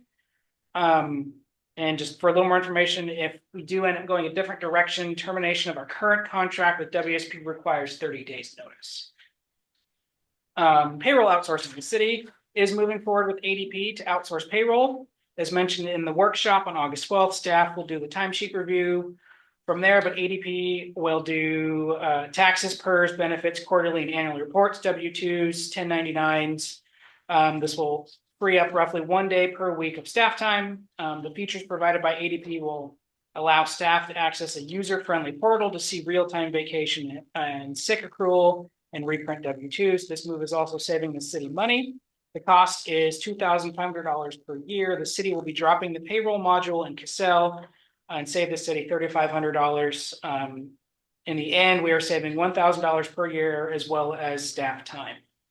Windsong 2 final plats are in the process of being recorded. The developers can now start construction of individual homes. In terms of the deposit, we have held back $10,000 to ensure completion of landscaping. The last thing they have to do is plant some kind of privacy decorative landscaping trees. They didn't want to do it in the heat of summer, so they should be doing it sometime in the middle of October. Once that landscaping is done, that final money will be released. A couple other items that have popped up since I presented this. We did submit our application or grant application for the small cities allotment from DOT to do road updates. We are asking for $240,000 from ODOT to pave the south end of Venture, the west end of Sunset, and all of Wheeler. I'm not sure on when we will hear back the award, but it doesn't officially close till the 31st, so probably at least a couple more months.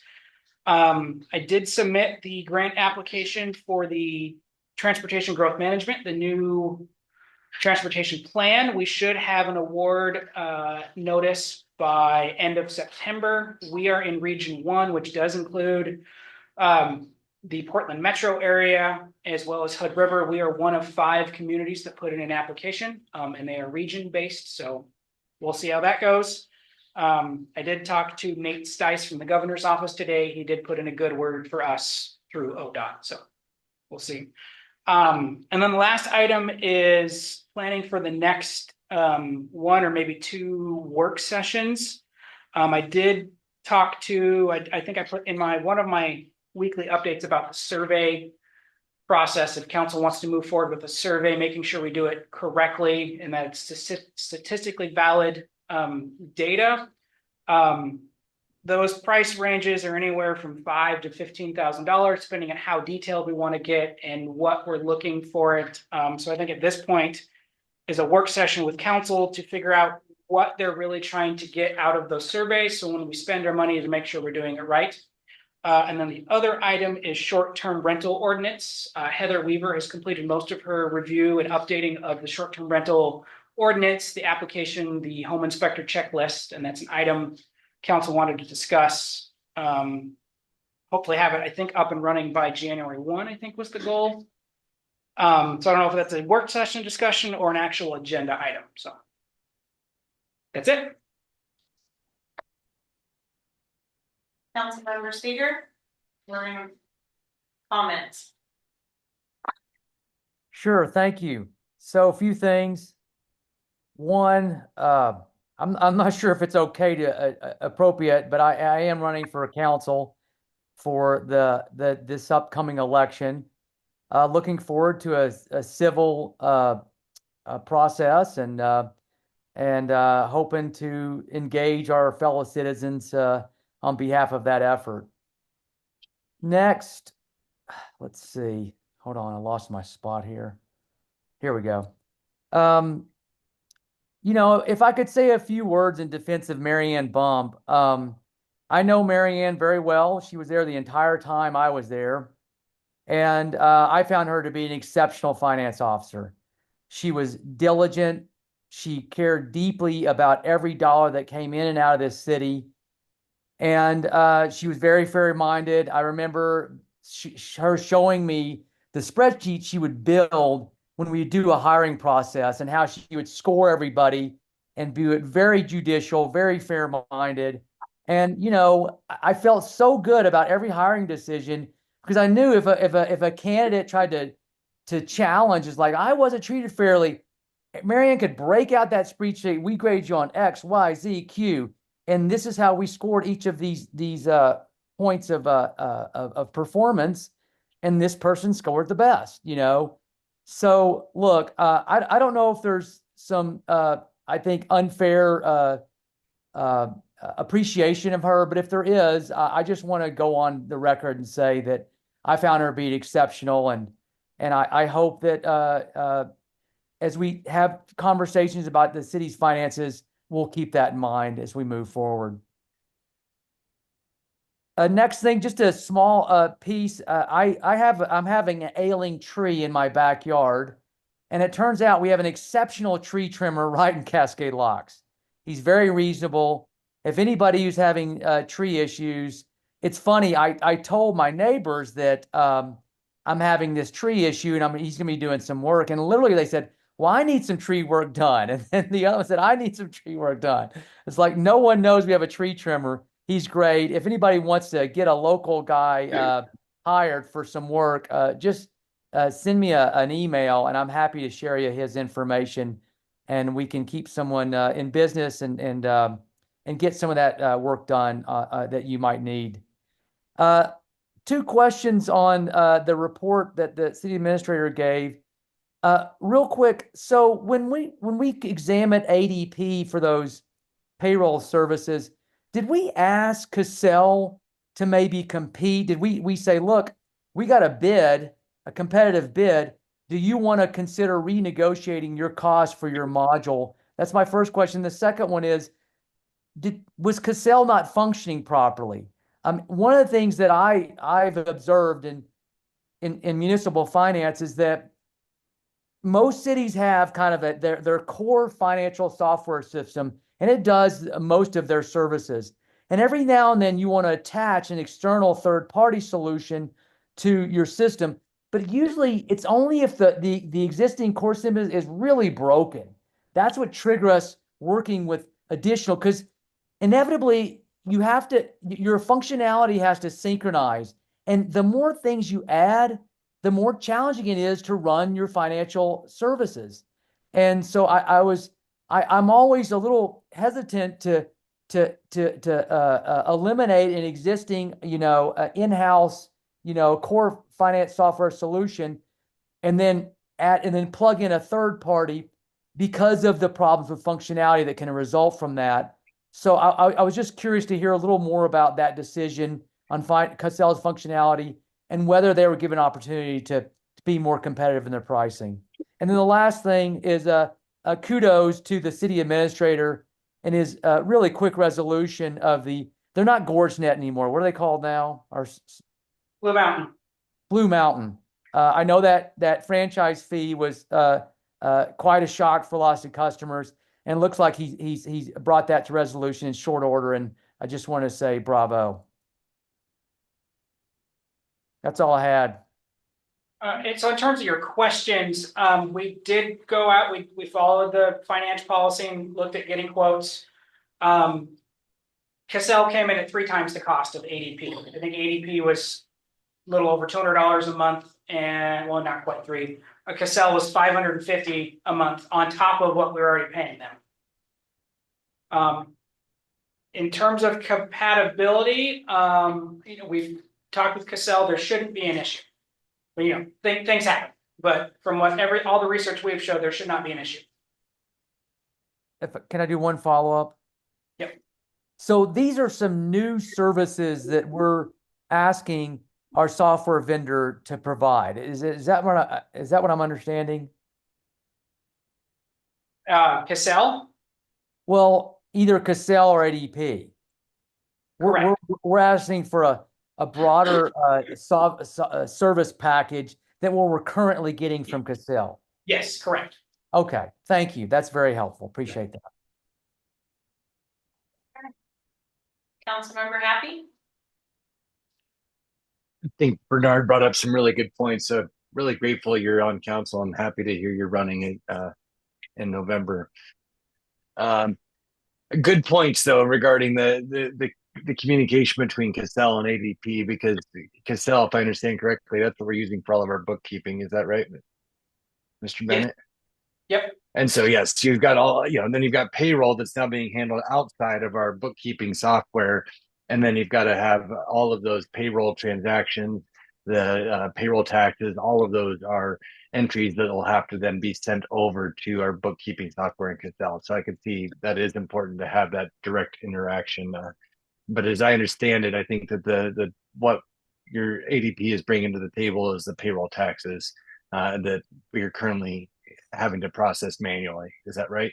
Correct. Yep. Yep. Okay. Thank you. And again, I'm really glad. I appreciate the help. I saw the email from Dan Bubb from the Mountain Network about the franchise fees being incorrectly classified and charged to the Cascade Locks residents. And it did say in his email that in the process of refunding that amount back to each customer, that won't show up on the billing until October invoice, as the September billing has already run. But again, I really appreciate the city attorney reviewing that, giving us some guidance, and then you reaching out to them directly to try to get that resolved. It was just a mistake, and they took care of it. So thank you. And then just want to say thank you to Marianne, Brenda, and Tiffany for their comments this evening, as well as Ashleigh's presentation. And that's all I have. Councilmember Compton? I want to thank everybody that comes to these meetings all the time. I really appreciate your comments. I am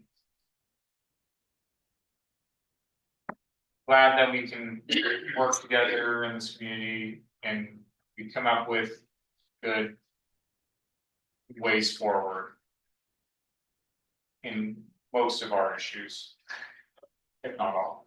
I'm excited to maybe get to work with Cascade OSU extensions to maybe get a community garden. I could see that being a big boon to some relatively low effort, but boon to our community and drawing in people, in kids. Jordan, you mentioned something after your report ended here that was an amendment. I wish I had written it down, but I can't remember. Was it talking about our work sessions? Yes, I'd like to get more input from council. I guess if they want to continue with the development of some kind of community survey and the direction of it and what their goal is. Are we looking for a general, how's the city doing? Are we looking for more deeper dives on each individual department? And is that a recurring thing they want to do? All of that will determine the cost. And then there was one other. The other item was short-term rentals. I think that our team has done a great job on the short-term rental thing, and I think we should do that, move forward on that as soon as we can. And I think we can pretty much, if we have that presented to council and if he has an action item, move forward on that, because I feel like that's just a no-brainer, easy, get it changed, amended, get the process moving, because we want it changed by January 1st. And if we do it before then, that's even better. Then we just have to wait for it to come into action instead of racing for a deadline.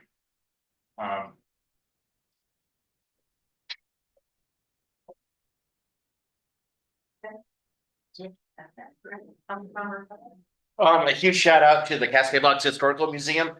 Janice and Amber crushed the community picnic. It was a ton of fun. I just wish that the weather would have cooperated. A huge shout out to Ashleigh. I tried to research 4-H for my son and excited that another son can get into the clover buds and maybe it'll expand. And I was super excited to see the financial report. I want to sit down with it and more and kind of delve and make sure I understand it. And I didn't, I know I have been anti-spending money, so I don't know how we can budget or look forward or like what the process should be about finding a lobbyist to advocate for the city and what the city needs. Councilmember Baker.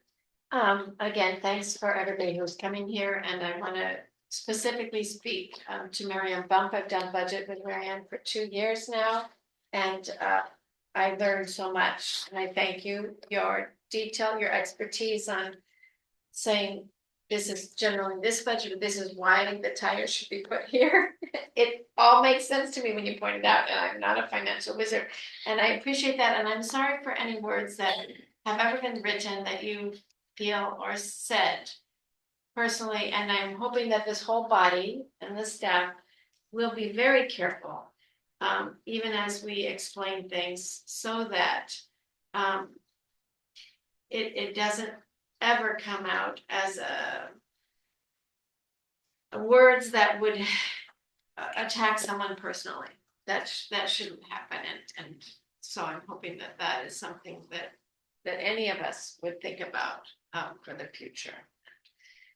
Yay, excited about OHSU Extension. Thank you, Ashleigh, and those watching the recordings. It takes volunteers, and I want to point out that in her presentation, volunteer hours for their OHSU Extension is a huge amount, and it has a value and in other cities and communities I've worked with, and even in school communities, folks try to keep track of volunteer hours because it helps when you're getting grants too. So just if it's something the city wants to do, we've had in a smaller town I was in, a Volunteer of the Year award, and a part of it was hours put in, and it was just an easy to find little trophy. I know Mr. Miller said something 5 years of service. I mean, a little ribbon, but I don't think folks understand, and we're volunteers as well, and y'all showing up are volunteers, that in a small town like ours, the volunteers' time matters, and I don't think we give enough applause to the folks who do volunteer. So all of you here tonight or not, thank you, and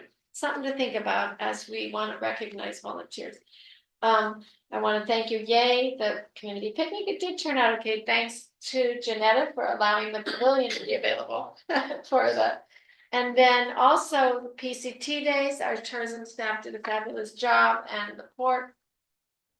Everybody, I don't know if folks know that the port, every single person works their PCT days for the port. There's no time off. So we want to thank them, and Hood River Security, I thought did a nice job when I was down there. As we look to the planner, I appreciate your getting to bring to us this Mid-Willamette Valley Council of Governments. As it sounds almost like they're sharing a proposal with us, and if we do move to request for proposals, to remember that the port has a planner too that might submit a proposal, and as we're working more together, that's great. I love that.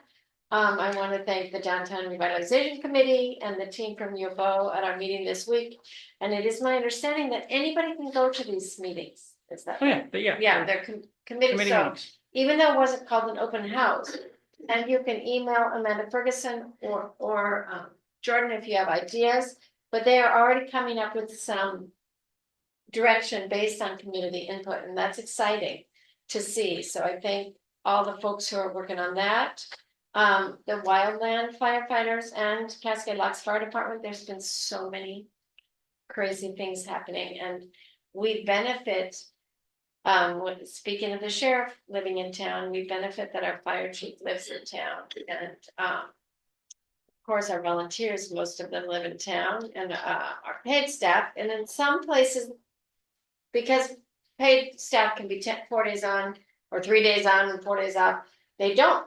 That we do benefit when they're in town, emergency services as well, I think we will if a sheriff is in town. So I just want to thank them for, I've seen them deal with medical concerns. We don't have an urgent care in town, and they sometimes act with the urgent care. So all my thank yous there.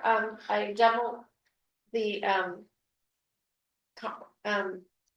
Counselor Compton's idea that yes, let's talk about short-term rentals right away. The survey might be a work session just to figure out what we want. I don't know if the HR can help with some sort of questions on that. No.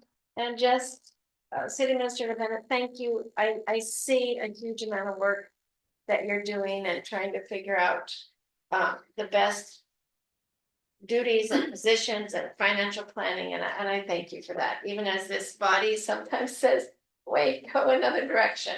I appreciate that and your honesty in letting us know if you don't have the time and if we need a committee or something.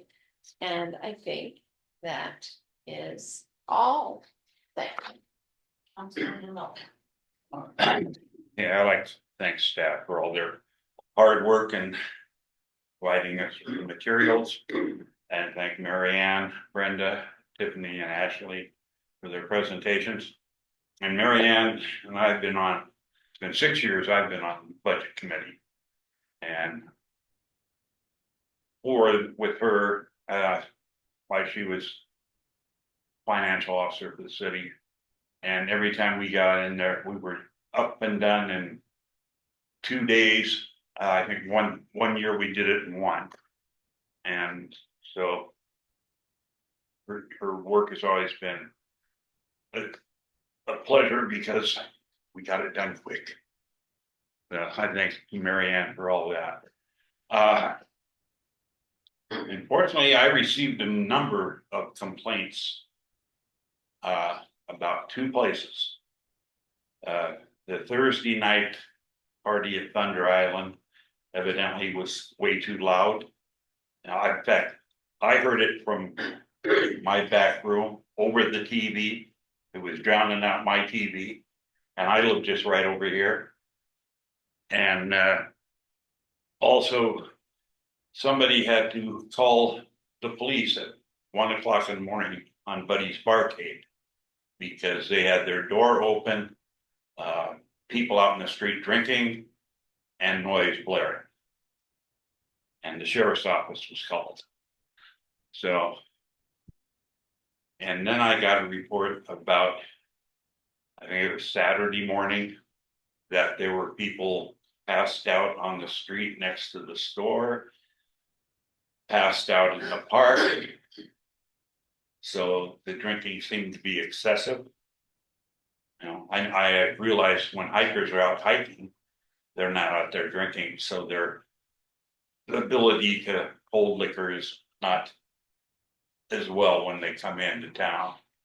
But it seems to me that the complaints I got on the drinking going on, especially on the streets and in the park,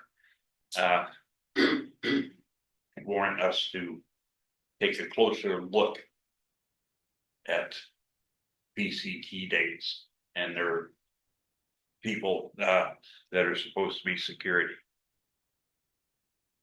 That's all I got. Oh, gosh, thank you for staff.